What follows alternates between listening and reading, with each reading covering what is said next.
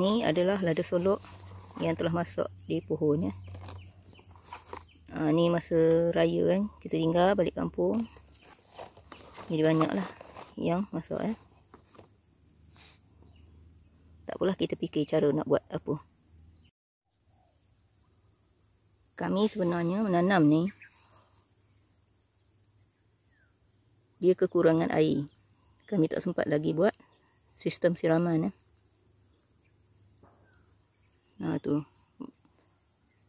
pipe dah ada, PVC, cuma tak sempat ya, sebab maklumlah menanam dan bulan puasa, jadi kerja tu agak terhad sikit.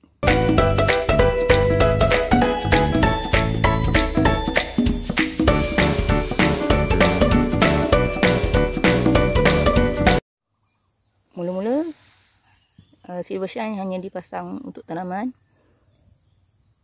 Tetapi bila dah rumput naik, tak sanggup. Tengok tu, rumput. Jadi di antara tanaman, silver shine tanaman, kami pasang juga silver shine. Mengurangkan kerja menyambut rumput.